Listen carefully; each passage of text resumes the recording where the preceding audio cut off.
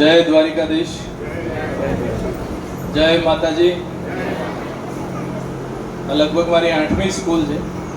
7 શાળાના બાળકોએ એમનો અવાજ મા અંબાના ધામ સુધી, આરાસુર સુધી પહોંચાડ્યો છે અને મા અંબાના આશીર્વાદ લીધા છે. તો હું આ શાળાના બાળકો પાસેથી બી એ આશા રાખીશ એમનો અવાજ પણ શક્તિધામ સુધી પહોંચે. તો જય માતાજી, જોરથી જય માતાજી. હજુ ડીસા જ પહોંચો. જય માતાજી, જય માતાજી. મારી માવડીઓ બી જોડાશે. જય માતાજી, જય ગોગા. ખૂબ ખૂબ આભાર. મંચસ્થ ડોક્ટર અવનીબેન, મહિલા મોરચાના પ્રમુખ શ્રી, યુવા અને ઉત્સાહી અને આપ સૌના પરિચિત એવા સુમેરસિંહજી વાઘેલા સાહેબ, મારા સાથી મિત્ર પ્રવીણભાઈ, અજમલજીજી, અને અમારી સેવામાં અમને કોઈ પણ તકલીફ ના પડે અમે આયા એ દિવસથી એવા સેવામાં રત એવા બીઆરસી સાહેબ, અમારા ભરતભાઈ, સીઆરસી આચાર્યશ્રી, આપ સૌ અનુભવી આંખો જે મને જોઈ રહી છે એવા ગામના સર્વે વડીલો, માતાઓ, બહેનો અને મારા વાલા વિદ્યાર્થી ભાઈ બહેનો. હું અહીંયા પ્રવેશ્યો એ વખતે બેને બહુ સરસ વાત કરી. એમનું ઓબ્ઝર્વેશન બહુ સારું કે આ શાળામાં દીકરીઓની સંખ્યા ખૂબ વધારે છે, એમની ઉર્જા બહુ સારી છે. અને મેં જોયું 14 શિક્ષકો છે ને, 14માંથી 7 શિક્ષિકાઓ છે. એટલે આજે જગદંબાની જ વાત થાય, શક્તિની જ વાત થાય. મેં ઘણું બધું બીજું વિચાર્યું, પણ આ ઉર્જા જે અનુભવી તો આજે માં જગદંબાની એક વાત, સ્ત્રી શક્તિની વાત, આપણી ભારતીય સંસ્કૃતિમાં શક્તિનું શું સ્થાન છે, એ આરાધ્ય કેમ કહેવાય છે, એની એક વાત, એક પ્રસંગ. તો આદિ શંકરાચાર્ય આપણી ભારતીય સંસ્કૃતિમાં થઈ ગયેલા અનેક અવતારોમાંના એક, ભગવાન શિવનો અવતાર કહેવાય એવા આદિ શંકરાચાર્ય, જેમને વાદ વિવાદમાં, જ્ઞાનની બાબતમાં હરાવનારું પૃથ્વી ઉપર કોઈ નહોતું. દરેક ખંડ, દરેક પ્રદેશ એમણે પ્રવાસ કર્યો, વાદ વિવાદમાં ભાગ લીધો, અનેક શ્રેષ્ઠ વક્તાઓને હરાવ્યા અને ધર્મનું સ્થાપન કર્યું. એવા શંકરાચાર્ય એક દિવસ કાશ્મીરના પ્રવાસે જાય છે.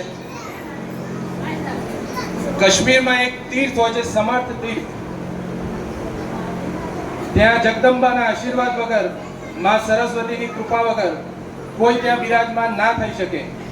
અને એવી જગ્યાએ વાદ વિવાદમાં સંમેલિત થવા માટે શંકરાચાર્ય જાય છે કાશ્મીર. રસ્તામાં કોઈ જગ્યાએ કોઈ વસ્તુ એવી ખાવામાં આવી, એવી કોઈ વસ્તુ આરોગવામાં આવી જેના લીધે એમની તબિયત લથડી ગઈ. ચાલી શકવાની હિંમત ના રહી, એટલી શક્તિ ના રહી, અને એક વૃક્ષ નીચે એ બેઠા. એક વૃક્ષ નીચે આરામ કરતા હતા. ત્યારે હવે ખાસ સાંભળજો, આપણો જે વાર્તાનો પ્રાણ છે, દીકરીઓ, માતાઓ, શિક્ષિકા બહેનો ખાસ સાંભળે. ત્યાંથી એક ગોવાલણ પસાર થાય છે. શંકરાચાર્ય ખૂબ જ થાકેલા, શક્તિહીન, ચાલવાની પણ શક્તિ નહીં, અને ખૂબ જ ભૂખ લાગેલી. તો એક ગોવાલણ માથે બીડું લઈ ત્યાંથી પસાર થાય છે. એના બેડામાં હતું દહીં.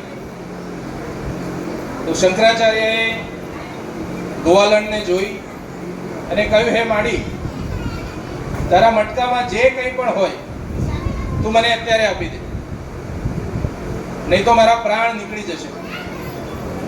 એટલું શક્તિહીન હું મહેસૂસ કરું છું અત્યારે. તો આ ભાઈ ઉભા એટલે દૂર ગોવાલણ, અને અહીંયા કોઈ વૃક્ષ નીચે શંકરાચાર્ય બેઠેલા. તો ગોવાલણે એક સ્મિત સાથે કહ્યું, તો બેટા તું ઉઠ અને હું અહીંયા ઊભી છું, તારે જેટલું જોઈએ એટલું લઈ લે. બેટા તું ઊભો થા, હું અહીંયા જ ઊભી છું, તારે જેટલું જોઈએ એટલું લઈ લે. તો શંકરાચાર્ય કહે છે, માડી, મારું એક ડગલું માંડવાની શક્તિ નથી, એક ડગલું માંડવાની શક્તિ નથી. શું નથી? શક્તિ કયો શબ્દ છે? સ્ત્રીવાચક. કયો શબ્દ છે? સ્ત્રીવાચક. શક્તિ વગર એક ડગલું પણ ભરાય નહીં, બરાબર? તો એક ડગલું ભરવાની પણ શક્તિ નથી. તો ગોવાલણે સ્મિત સાથે કહ્યું, બેટા, શક્તિ વગર તું એક ડગલું પણ ભરી શકે એમ નથી અને દુનિયા જીતવા નીકળ્યો છે. શક્તિ વગર એક ડગલું પણ ભરી શકે એમ નથી અને દુનિયા જીતવા નીકળ્યો છે. શંકરાચાર્ય આવા અત્યાર સુધી જે એક પડદો હતો, એક સામાન્ય અંતરાય મહાન જ્ઞાનીનો, એ પડદો પડી ગયો અને એટલા જ્ઞાની પુરુષે અનુભવ્યું. એ ગોવાલણ બીજી કોઈ નહીં, માં જગદંબા ખુદ. માં જગદંબા ખુદ એમની પરીક્ષા કરવા આવ્યા. જે છેલ્લું પગથિયું એમનું ચડવાનું બાકી હતું, એ માં જગદંબાએ એમના આશીર્વાદ સાથે એમને એ યાત્રા પૂરી કરાઈ. શંકરાચાર્ય માડીના ચરણોમાં પડી ગયા. તો મારી ભૂલ થઈ માં, અત્યાર સુધી જે મારો અહમ હતો અથવા તો મારું જે છેલ્લું કંઈક જે ખૂટતું હતું એ આપના આશીર્વાદથી પૂર્ણ થયું. પછી એમણે ભવાની અષ્ટકમની રચના કરી. ગતિસ્વમ ગતિસ્વમ ત્વમેકા ભવાની. એ માડી હું કંઈ જાણતો નથી, ખૂબ જ અબૂધ છું. અત્યાર સુધી જે પણ કર્યું, જે વાદ વિવાદ કરે, બધું જ વ્યર્થ. મારી ગતિ, સ્થિતિ બધું જ તું છે. તો આ સ્ત્રીની તાકાત, શક્તિની તાકાત. આપણી સંસ્કૃતિમાં કેમ શક્તિ માતાજી આરાધ્ય કહેવાય છે, કેમ આદ્ય શક્તિ કહેવાય છે? આ દીકરીઓમાં રહેલું તેજ, માતાઓમાં રહેલું વાત્સલ્ય, પ્રેમ, એ દરેક શક્તિના સ્વરૂપ છે. તો એવા શક્તિના સ્વરૂપોનો આજે એમના આવકારવા માટે, એમના જીવનના નવા અધ્યાય માટે આપણે સૌ ઉપસ્થિત થયા છીએ. એક ખેડૂત પુત્ર તરીકે, એક શિક્ષિકાના પુત્ર તરીકે હું આપ સૌને આવકારું છું.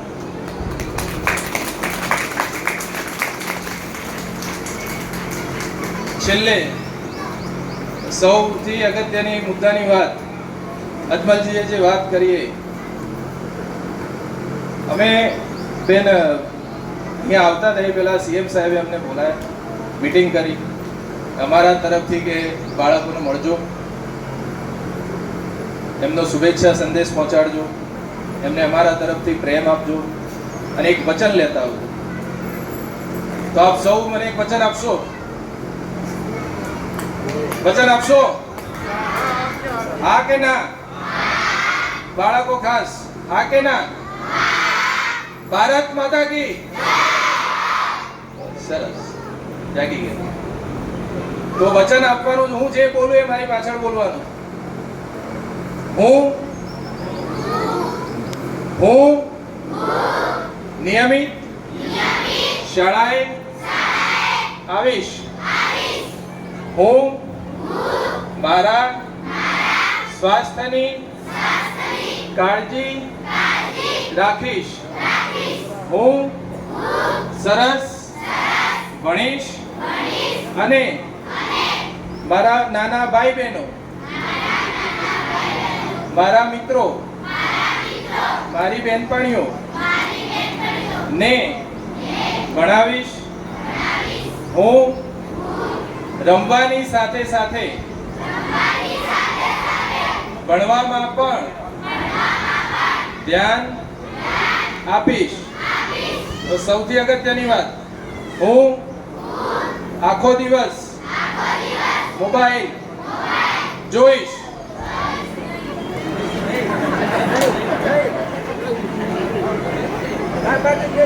જોઈશ જોઈશ જોઈશ. Thank you. ખૂબ ખૂબ આભાર. સાહેબ શ્રીનો